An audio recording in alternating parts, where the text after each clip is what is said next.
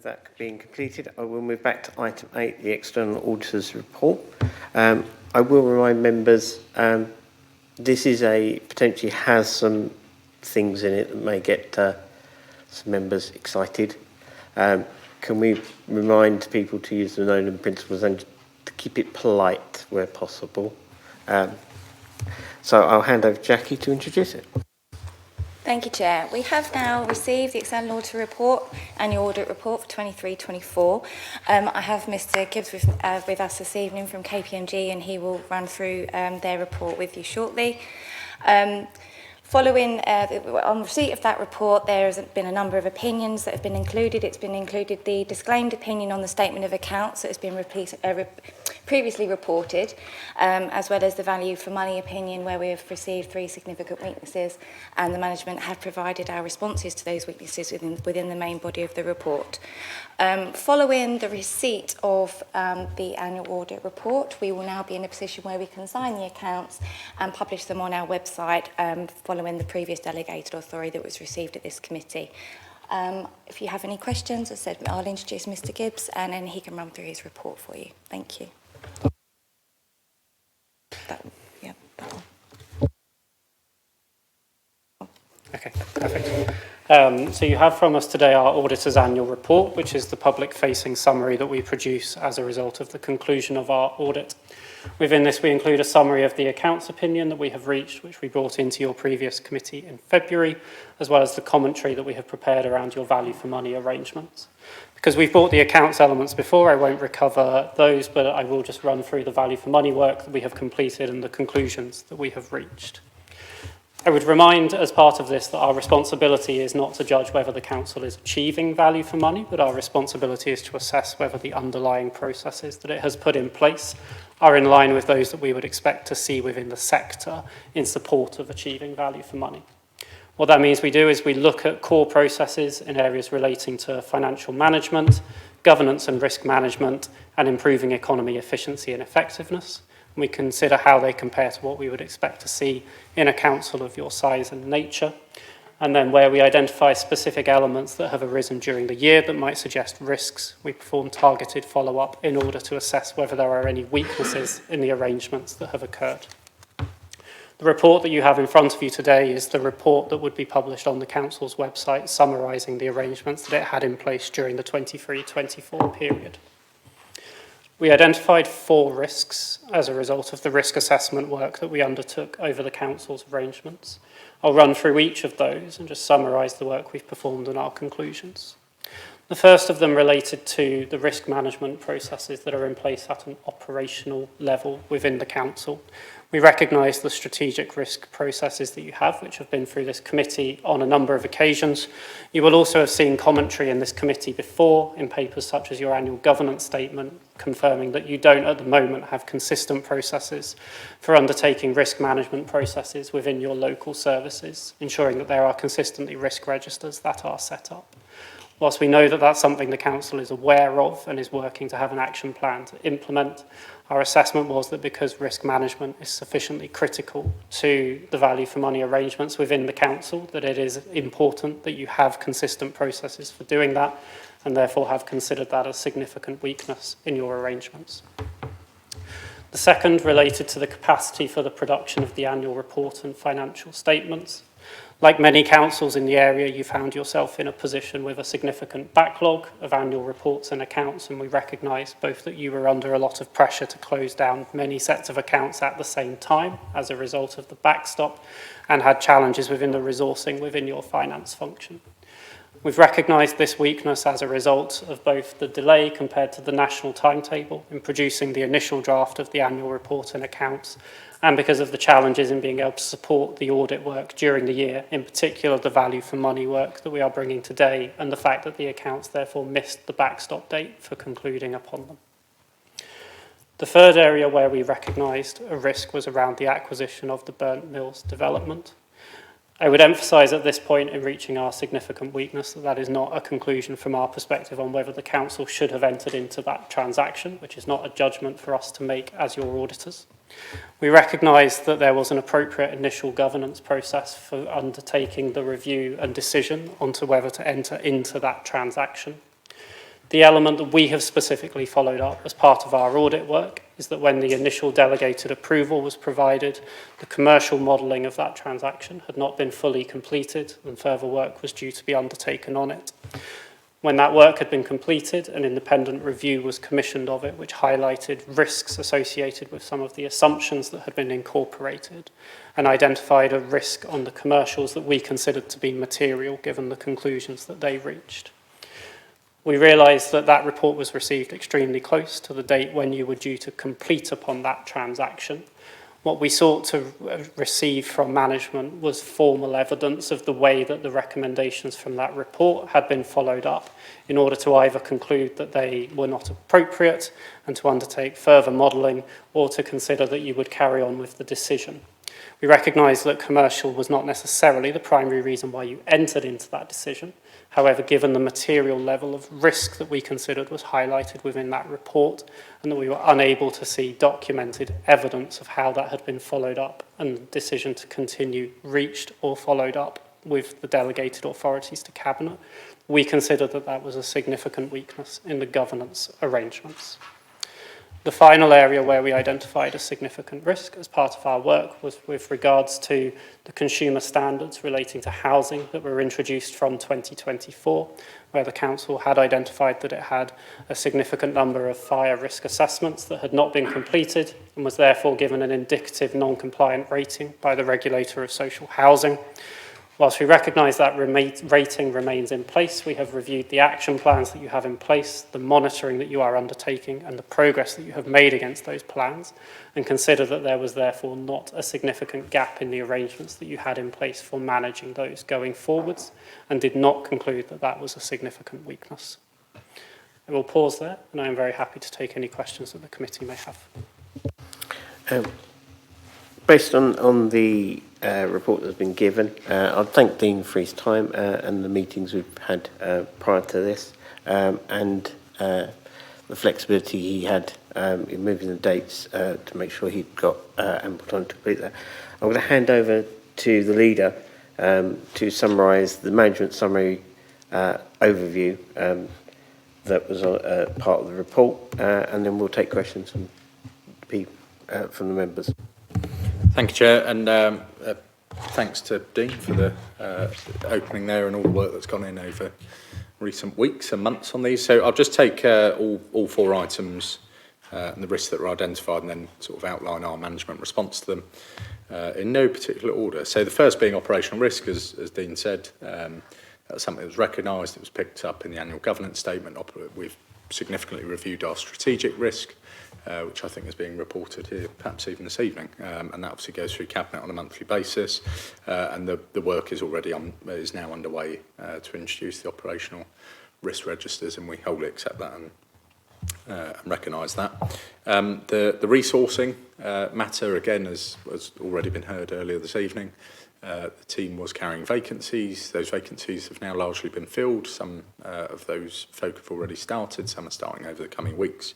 So again, something we recognise from this financial year, but has been addressed. The consumer standards item, as Dean said, is well versed. Again, goes through Cabinet on a monthly basis, and as Dean references, the significant work that's been undertaken and put in place to address that risk, and therefore why the external auditors took the view on that they did. And then the fourth item being the acquisition of burnt mills, which I just wanted to give a bit more detail on, so I appreciate there'll be a number of questions on this. So I think the first thing to say is that this was the biggest and most complex commercial transaction indeed that the Council's ever undertaken. And the context for doing so and the need for speed in that was well rehearsed at the time. It was extremely challenging circumstances. And that's gone through a thorough audit from our external auditors.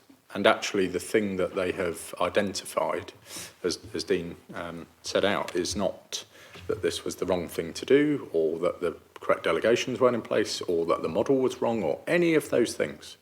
In the most complex and biggest transaction we've ever completed, actually the thing that was identified was that we received a report on the model that identified one element of that, suggesting that one element of our assumption in the model was different to that which the review suggested it should be based on some evidence that they used. Now, there's other mitigating factors, so this was about void rates, and essentially suggesting that the report we received suggested that our modelling on void rates was lower than that, than which perhaps it should be.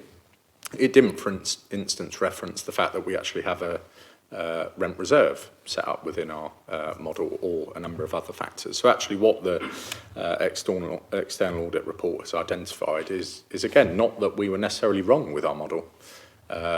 In fact, and I'll come on to this in a second why I don't think we are, but actually that report that we received, there was not a formal decision taken or a formal reference to the fact that that was considered. Now, we're deeply disappointed by that finding, as our management response says within the report, because evidently we did consider that. In fact, I exercised my delegation to enter into that agreement, enter into the financial modelling on that basis. Now, I will add a couple of other things here. We were not just assured by our model, and this is a really important point, and that model was built by external experts, but we were not just assured by that. One of the largest institutional investors in the world spent months examining this model, and they were so assured by it that on the back of it they invested tens of millions of pounds into the scheme. And I think that in its own right ought to offer the committee significant assurance about whether the model was the right one or not.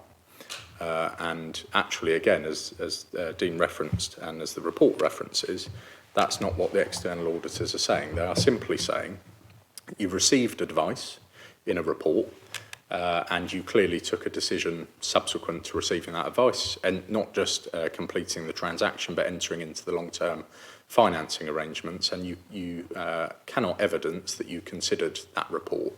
And there was a particularly stark figure within that report about the difference in the void rate and the effect that may have. Now, again, something that's clear is actually that report we received from Arling Close, that was a situation that could never materialise.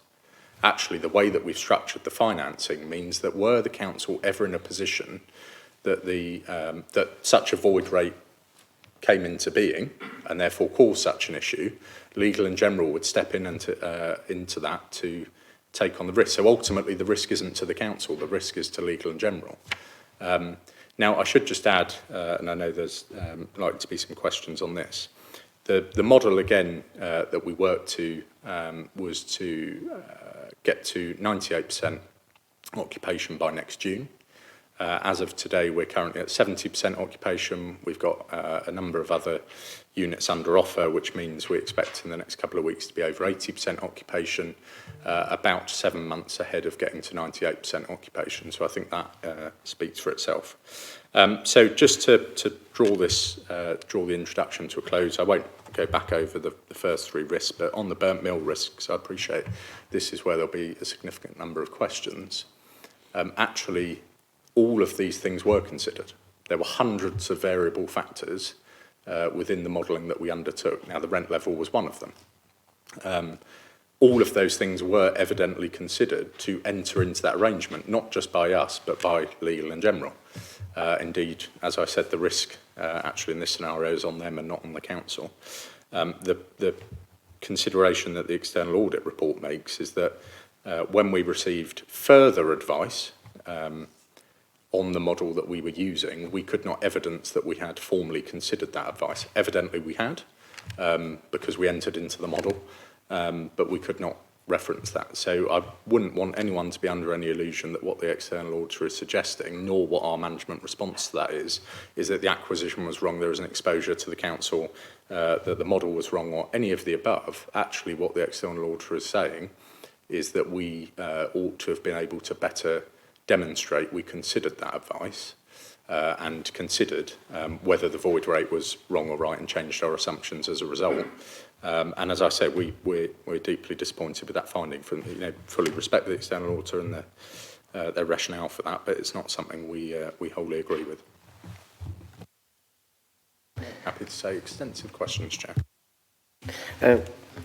I'll tick off the ones I had to start off with, just to ask Dean.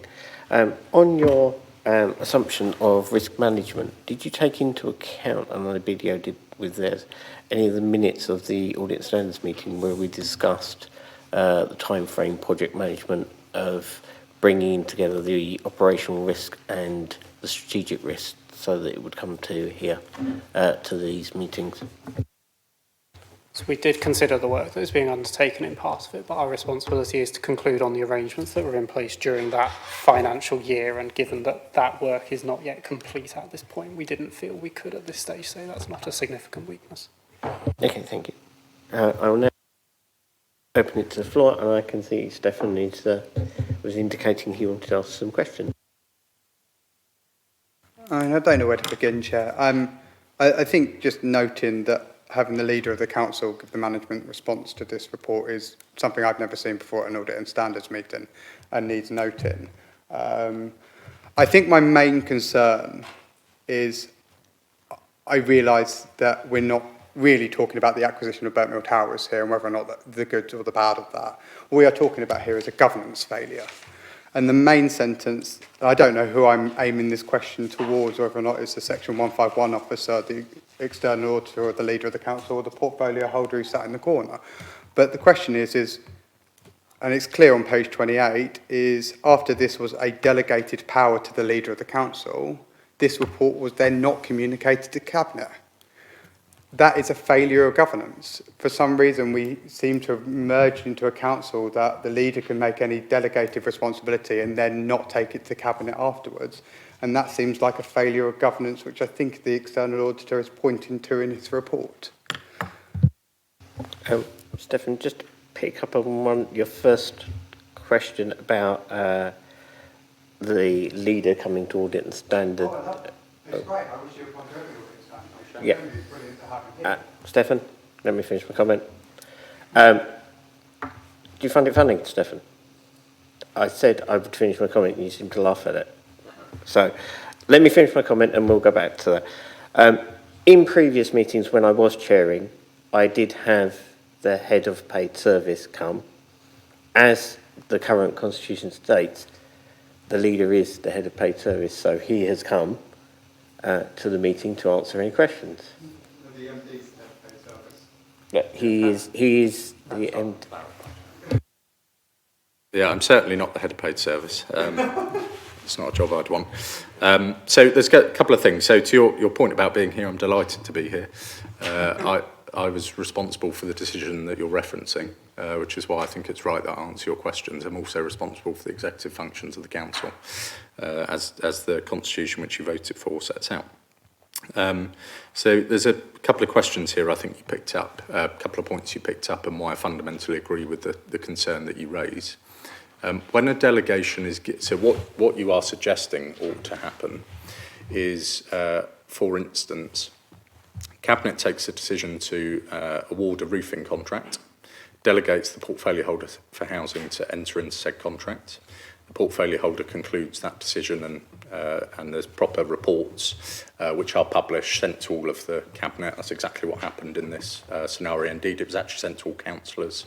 So you actually, I don't think you were elected at the time, but you may have received that report, but certainly all councillors, including Cabinet, received those decision reports. So actually it was reported to Cabinet. It was extensively discussed with the Cabinet. I think what you're referencing and why we fundamentally disagree with the finding is what you're suggesting should have happened is it then should have gone back to a formal Cabinet meeting to suggest that to record that I'd taken the decision, which in fact it did, because all portfolio holder decisions are then noted at the next Cabinet meeting. So you will understand why we don't wholly agree with the recommendation here. What the external auditor, as we interpret this, is actually stating is not the decision was not reported back, but that there was material advice that we received and a formal decision could not be found or recorded upon that material advice being considered, which evidently it was, because we entered into the model and completed the transaction. I took a decision which was sent to all members, which was reported to Cabinet and the like. So you will understand why I don't wholly agree with the comments as I suggested in my opening remarks. Thank you, Chair. I please don't ever think I was laughing at you, generally wasn't. You can realise, Councillor Swords, why this is controversial, because you're saying black is blue and the external auditor is saying black is black, and you're having you are arguing currently against the external auditor in their report and saying the report isn't correct. Correct? You're not saying, you're saying this report is correct. So not correct is I mean, we're getting into semantics. I just wondered if a right reply was from the external auditor here at all, so we can actually hear a back and forth between the council leader and the external auditor. Because I'm hearing two conflicting messages here, and you can get, as a member of the Audit and Standard Committee, this isn't usual to have two very conflicting messages being heard across the chamber. So I don't think we disagree on the fact pattern that is reported, and I think it is reasonable to say that the process that was followed is the process that would be in your scheme of delegation. What we have said is that we think, given the materiality of the risk that that report highlighted, our view is that there could have been a more explicit way of feeding back to Cabinet the risk that it had highlighted, which is slightly different to just kind of recording a summary of decisions that have been made. That's the recommendation we have made in terms of how to resolve what we perceive has happened. There are other ways that it could have been dealt with, but that's how we have recommended to do it. Briefly, Chair, for the assistance, is again, just to come to the point that Dean helpfully outlines, because you may wish to see us argue, it's not going to happen, I'm afraid. The advice that's being referenced is a report we received from Harlow Close. What that suggested is that there was a significant risk to the council in that our modelling on voids and the percentage of voids we use within our model was unrealistic, and they considered that we should have an increased level of void rate considered within that. Again, as I've already outlined, there's a number of things that were within our model which they also didn't reference, such as having a rent reserve which mitigates any risk of void. But as I said, the structure of the deal that we put in place in the long-term financing meant that the scenario outlined by the risk could never materialise, and therefore, in my view, there was not a material risk to the council in the way that perhaps it's set out. And as again, the external auditors have already outlined, is actually, this is a question of process, and one that I still consider we were right to do. What we take on board is the explicit nature, as Dean says, of how do we report these matters.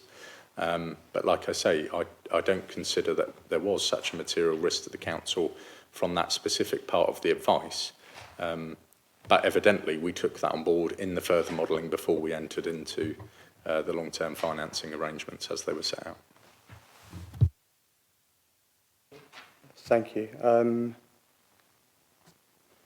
The next question is this might be a semantics thing, and if it is, just say, but in your governance it says there are assumptions, plural, and then goes in particular relating to void rate.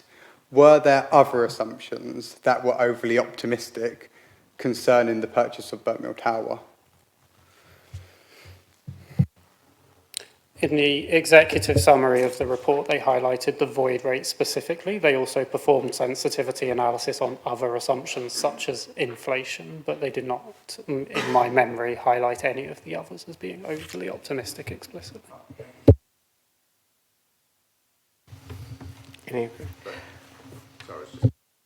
That, Chair, just to make the point really explicitly, is that also there are many other mitigating factors in place. So even if you perceived that the void rate that we included in the model was overly optimistic, I would suggest that what we're seeing now makes clear that it wasn't.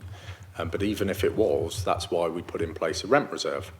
That's why there are no through the long-term financing arrangements, essentially we are in year zero to get to a point of 98% occupation before the time at which there is any call upon the receipts that have been received through rental. So there were a number of other mitigating factors which significantly outweighed that. But the one that I come back to is the scenario that was outlined in that Harlow Close report on void figures. could never materialise. And therefore the risk to the council was not one that I considered to see in the same way. Councillor Edwards has indicated he would like to ask a question now. It's not protocol that it's normally committee members, and I agree that the Chair of Scrutiny is here, so I'm using Chair's delegation that I'm happy to take any questions from Tony. Thank you very much. And I'm certainly not from an accounting background or whatever, so my questions may appear naive, but however. Firstly, in terms of the benchmarking that was used, so are there standard benchmarking, what's the word I'm looking for, models around that would normally be used in these sort of circumstances? Because your findings say the council subsequently developed a financial model and had this independently reviewed. The independent review identified that the assumptions used were optimistic, in particular void rates. Using benchmark void rates generated a deficit of £140 million. So that's what the findings, right?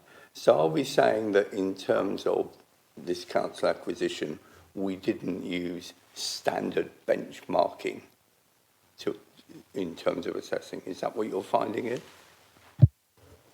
So KPMG have not done the benchmarking. That was prepared by a separate firm. We have just reviewed the output of their report. I'm afraid I can't comment on void rate benchmarks. That's not my area of expertise. You would need to ask the people that undertook that report if you wish to have further information about that. They quote the benchmarks they have used, which are based on regional areas, but where they take that benchmarking information from, I could not answer, I'm afraid. I'm happy to answer that, Chair. So there's a number of things here.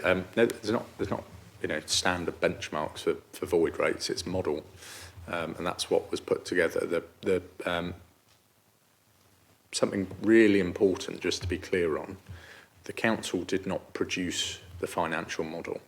The council employed experts, a variety of them who had competing views at times, to come together with the best possible model. But the second point I come back to, and I referenced earlier, is were the council assured of that and suggested that it was overly optimistic? I'm not convinced that Legal and General, who funded the long-term institutional investment of this, would have considered that risk one that they would pursue if they were not content that the void rate was at an appropriate level. The void rate that's referenced in the benchmarking that was referenced in the Arling Close report, off the top of my head, I appreciate this was a while ago, referenced that of London and referenced void rates considered in London because that was essentially the closest they could see. As I said, our modelling was supported. In fact, the rental levels were supported by experts who considered the Harlow market as well. So in answer to your question, no, there's not. And the figure you referenced, the 149 million, again, as I've outlined a number of times, there is no scenario in which that could come to pass, as I've already referenced a number of times. And therefore, I think, as I say, this is not a comment about KPMG, this is a comment about the advice we received from Arling Close, which ultimately, again, what it set out is that there was a difference in their view on what our modelled void rate should be and what we had modelled it on. Ultimately, I think the greatest test of whether it was the right one or not was the people that had to be assured enough to give tens of millions of pounds. And they were, as they were over a number of months. That may come back, though. So which firm did this independent review that is... It was Arling Close. So Arling Close have come back and said that the benchmark of void rates are, whatever the word is, are optimistic. Yeah? So have we had any discussions, have there been any discussions with Arling Close as to why they're of the opinion that we were optimistic? Do we understand why they're saying that they're optimistic at all? Yeah, so as Dean outlined in terms of the process, we, our external advisors built a financial model to this regard.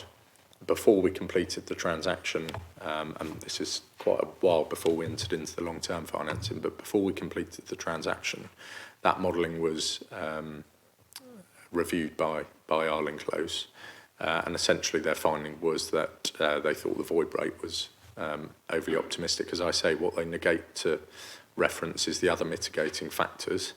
But ultimately what they done was gave us a recommendation of their view, and we considered that review.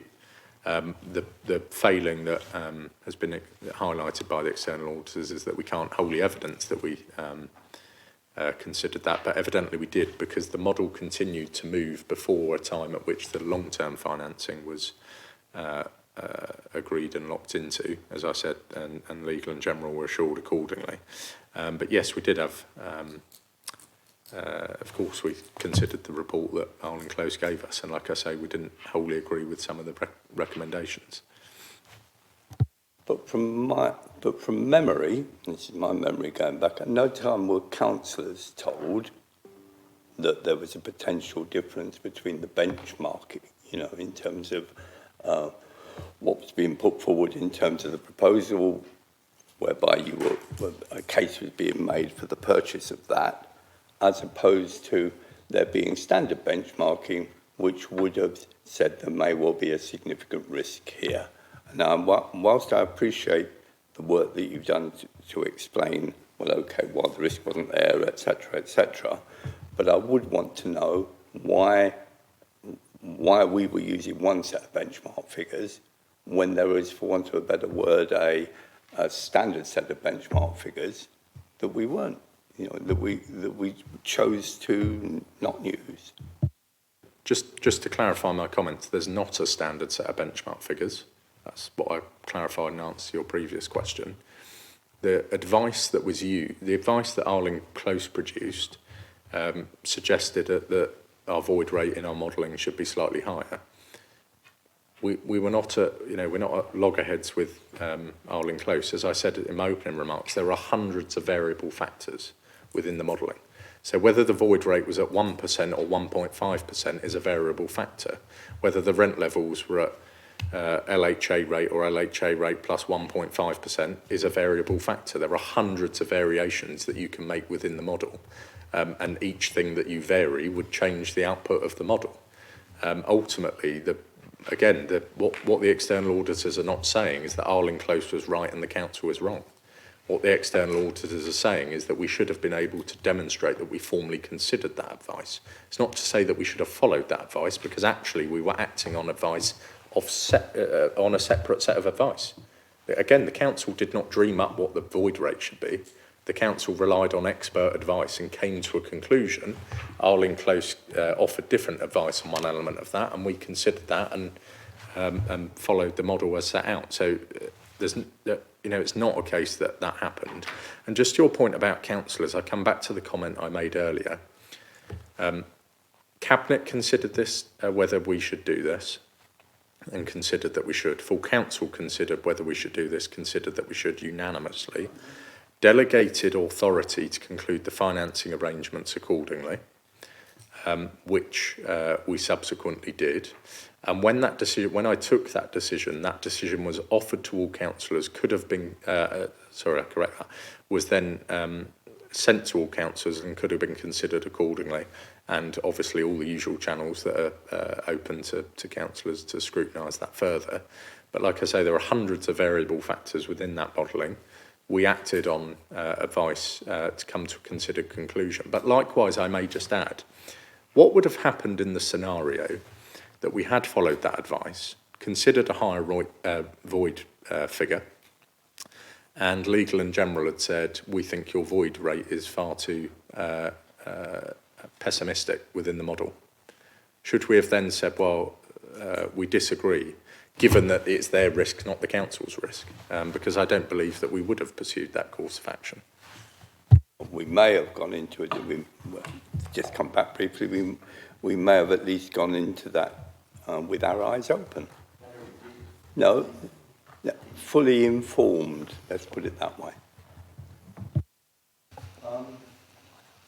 Another question. In terms of monitoring the in terms of monitoring the vacancy rates, etc., going forward, are we now satisfied that there are mechanisms in place to do that, so that we're very, we are clear? So the performance of all of the elements to do with this, as you will expect, have been under close scrutiny, given that it's such a high-profile transaction. But in terms of the void rate which you reference, it's something we consider on a near daily basis, receive figures on at any time, but certainly at no less than a weekly basis, and the performance against that, as I set out earlier. I am sure at some point in the future, in fact, in our there is a project within Building Harlow's future this year considering our alternative service delivery vehicles, such as the LLP that was set up for this case. That's something, as Sarah outlined earlier, those processes are considered through MAP, which internal audit's involved in. I can't recall off the top of my head whether internal audit is already considering something about alternate service delivery vehicles, which we have. And if it's not, it may be something that they wish to do in the future. One more final question, if I may. When I have considered over the months as to whether or not this should be appropriate to go to scrutiny, I've been advised on a number of occasions that because of the various where things were commercially, etc., for various reasons, that it wasn't appropriate to go to scrutiny. And at the last time, I was advised that one of the reasons was because there was going to be this report from KPMG coming to this committee now. So, given this report has now come to this committee, from an audit point of view, is there any reason why scrutiny should not now look at this, or not look, look at the burnt mill towers? There's no further reason for any delay.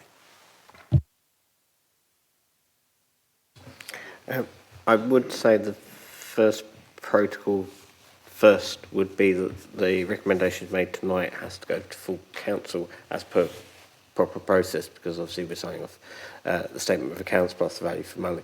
So at least it has to go to the next full council meeting for that approval, and then from that stage forward, I believe that's a discussion between you as Chair of Scrutiny and the officers as to...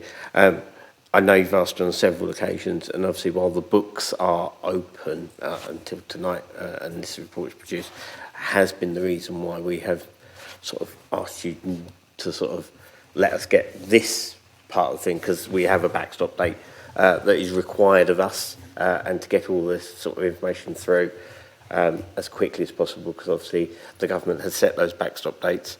Let us get that out of the way, get it approved tonight, and then through to full council, through the proper process, and then it's down to you as chair of the scrutiny committee to then take that as you see fit and discuss that.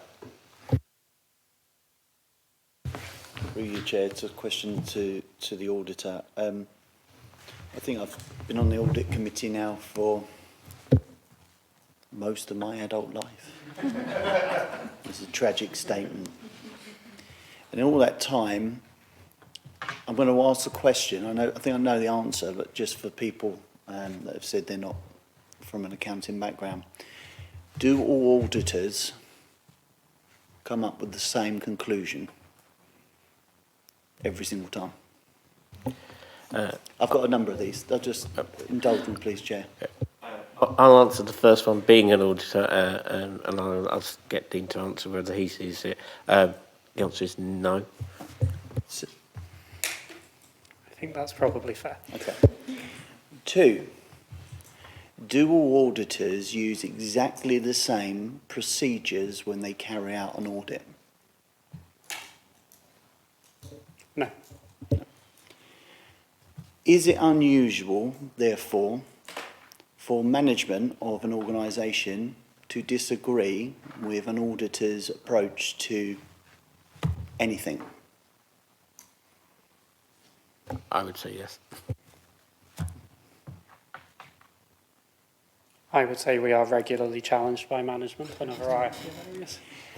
And therefore, in fact, actually, the number of times I think, even auditors, we've had audited accounts from one accounting house, and we've switched accountants midway through, and it's like, the only way I can liken it to is when you see those newspapers going along at high speed around a newspaper printing press, and suddenly someone rams their hand in the middle of it, and the whole thing stops, and all the newspapers pile up, because that accounting firm did it differently to that accounting firm, and then we end up with having to stop and go back. Now, this isn't to be reductive about what we've been talking about today. What's been discussed is some very important questions.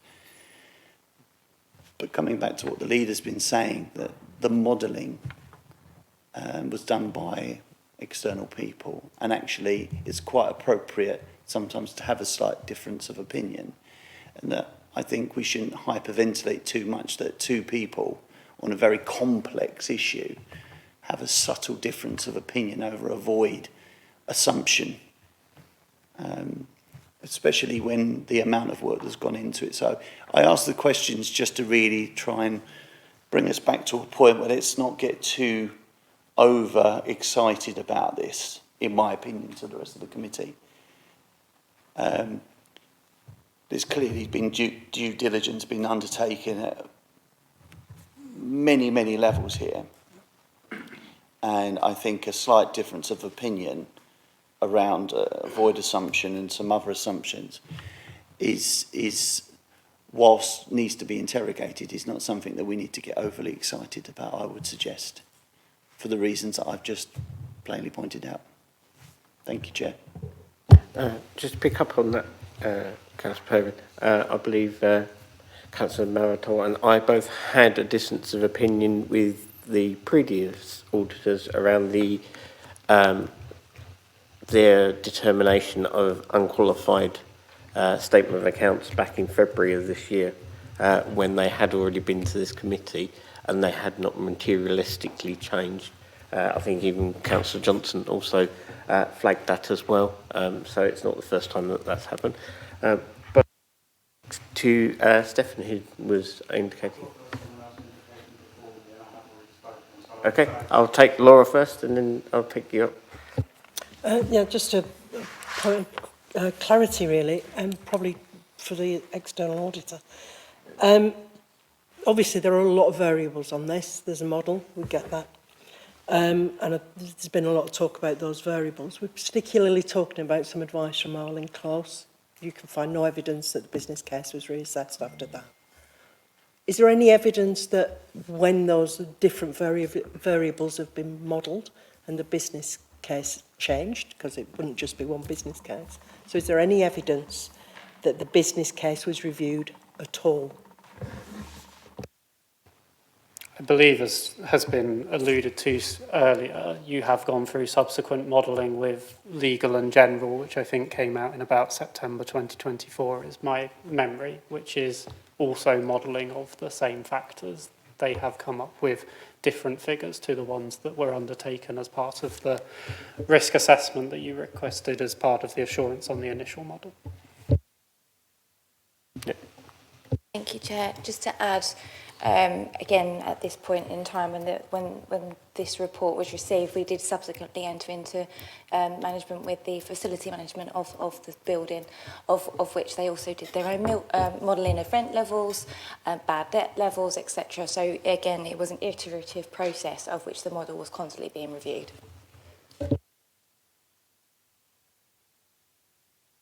Thank you, Chair. So I guess moving forward and going forward, the recommendations made stated that there is no operational risk register. Is that something which the council will be adopting? And if so, how long would that be? Yes, we have discussed it at several auditors' meetings, and I believe we're going to be talking about it later in the meeting when we discuss the risk management review. Yeah, I can pick it up now. Yes, operational risk is something we are reviewing. We've reviewed strategic risk in line with building the Harlow future. We are rolling that out with operational risk as well. There's a number of workshops that we've booked in with service managers, operational leads of the organisation, along with directors that are booked in for November. So they're going to be the kick-off workshops, of which we will then produce subsequent operational risk registers, compile them and bring back to this audit committee when they're completed. So it is in progress. Sorry, do we have, because it's something which you're working on now, so have you projected what that time frame will look like and how that will be implemented, to what period in what you just described? I think that as the workshops are probably going to be late November, and then obviously we're going to be getting into the budget setting cycle, I'd like to think I could bring it back to the next audit meeting in February, but it will definitely be the one after that if it's not. Just to make another comment, Chair, thank you so much, Jackie. I think this is one of those cases that we need to look at what have we learned from it and actually really look to see where we actually fell short, especially within our governance, because if there's a weakness there, then it really complicates the council. So I think this is one thing that we need to really be key to look at what have we actually learned through the process. Councillor Maradona, I had you down to ask some questions. Thank you, Chair. Try that. Thank you, Chair. Just on page 17, the executive summary, the auditor can issue a public interest report. Can you tell me what the threshold is for the external auditor to consider a public interest report? We would issue a public interest report if we felt that something had happened that had insufficient information available in the public domain and was of sufficient importance that we felt we had to bring it to the public's attention.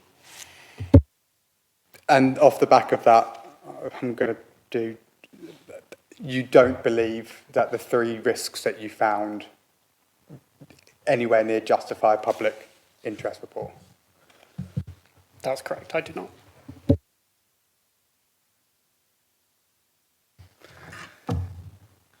I did like Councillor Perrin's analogy of the questions that he asked. It is also pertinent on councillors in this room to ask questions and to hold the reports to account. And that's also part of our job as well. And I feel like that's what we're trying to do. We did back this decision to buy Burntmill Towers. I think if the question first, Leader of the Council, was who saw the Arling Close report? Who had sight of that? Because I don't believe Cabinet did.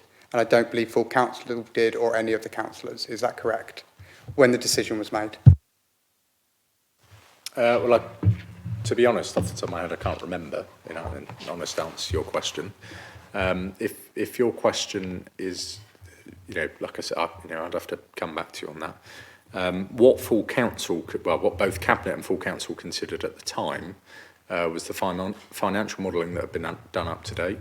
And the various ways in which a deal could be structured and, set a overall envelope for that transaction and all of those things. It then delegates the authority for a decision to be made thereafter to conclude the financial modelling and enter into that agreement. So I can't remember off the top of my head. But like I say, I think the most telling matter is not just that Legal and General considered that, but Jackie also helpfully reminded me, of course, that we entered into a significant facilities management agreement, and that very professional facilities management operator also done their own modelling, which produced slightly different suggestions to ours, so that they were comforted that the model we were pursuing and the arrangements we were putting in place would be able to be supported by their own.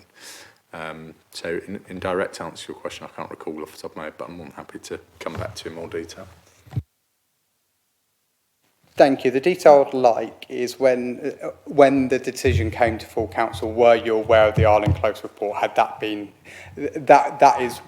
was that before or after? Because if it was before and it wasn't shared with us, that means as councillors we were making decisions without all the facts, but if it was before, that would be problematic because that means our decision wasn't fair. If it was after, I realise that then falls into delegated authority. But that'd be really nice to clear up, and then I'll come to my final point. No, it was after. Okay. Yeah. Full council actually considered all the information we had at the time. The report was commissioned. The decision for the report was commissioned after it wasn't available at the time of full council. Thank you, and thank you for that acknowledgement. I think there's more question about delegated authority and what the role of Cabinet and Council is, but that's not for this committee. This committee is looking backwards. Look, as a summary, we have still found 3 failings, or the external auditors have still found 3 risks within our 2 within governance and another one as well. That can't be comfortable sitting for the administration and for the council, even though I realise there are mitigating facts in all of them. I don't believe when the value for money assessment came in when I was chair of Audit and Standards, this was ever. We were never found to have any risks. I will give you the years if you want to go look that up, Councillor Swords. It's 2016. Please, because I couldn't tell you that I found 2 on No, but I was 2016 to 2021. That's the years I'm talking about here.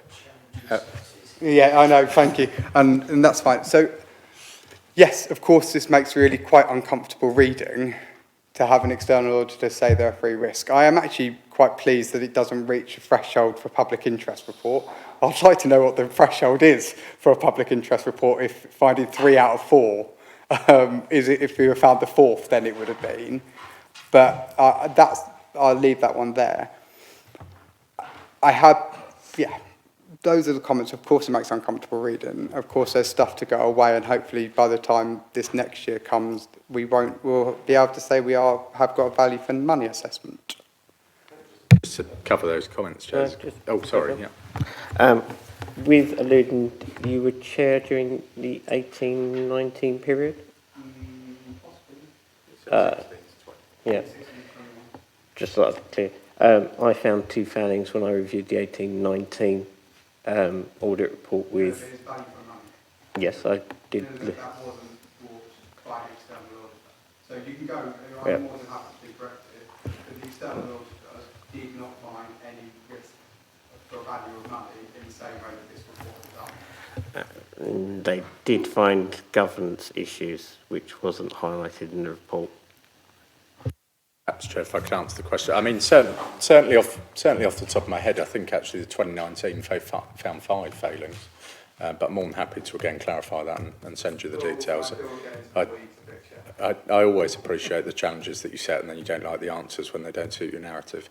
But back to the substantial point about whether this is comfortable or not, and so on and so forth. Actually, I take great heart in the fact that the largest transaction this council ever carried out was reviewed by external auditors, and actually the only suggestion and only failing that they found was not that the model was wrong, not that the transaction was wrong, not that any of the assumptions we made that were wrong, simply that we should have been able to demonstrate, which clearly we had done, that we formally considered advice.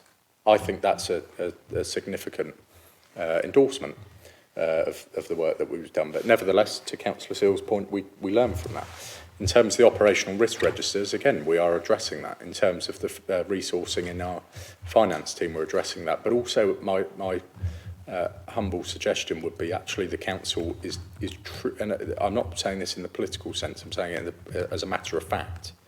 The council is doing more than it's ever done. Look at our budget simply. It's 41% bigger than it was last year. We are doing more than we've ever done, and actually I think this is evidence that both and our internal audit team deserve tremendous credit for the fact that we're doing these things and are seeing the assurance that we are. Likewise, I think the work that we've done with our external auditors ought to be endorsed too, and I think it demonstrates actually an extremely strong partnership with them in the proper sense of the word. To this regard. So we're always looking to improve, of course, we wholly accept the external auditor's report, but actually I think I don't feel uncomfortable in the way that you suggest.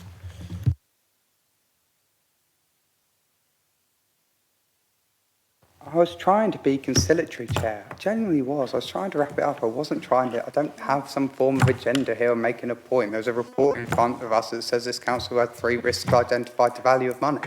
Of course, we're going to ask questions to that. Question to the auditor off the back of what the leader just said is, were the external audit looking at all of those things? So the leader of the council just listed 10 things that you didn't find in the report. Were you looking for those things, or were you just looking for the governance issues? We followed through the acquisition, through the lens, through its entire governance journey to assess whether there were appropriate decision-making processes, which included things like whether you had undertaken financial modelling. We have not reperformed any financial modelling as part of that work ourselves. We also considered elements like whether you'd considered the Prudential Code, which is a key thing to do as part of your decision-making around capital acquisitions. So I would say that it was wider than just looking at the governance of the decision-making. Okay, still, was it as wide as all the things that the leader of the council just claimed credit for? Not going to claim to remember a full list of 10 things that were stated, I'm afraid, but...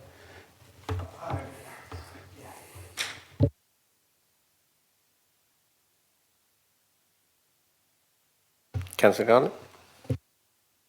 Very, very quickly, actually, in the auditor's report on page 9, talks about capacity of finance function. The council has had significant resourcing gaps. Has that now been resolved? Yep. Yes, so we have undertaken quite an extensive recruitment exercise within our finance team. As the leader alluded to earlier, there's apologies. Some of those positions have been filled, and they are in the process of being filled. So we're not completely. The roles aren't completely full at this moment, but it is in progress to be complete.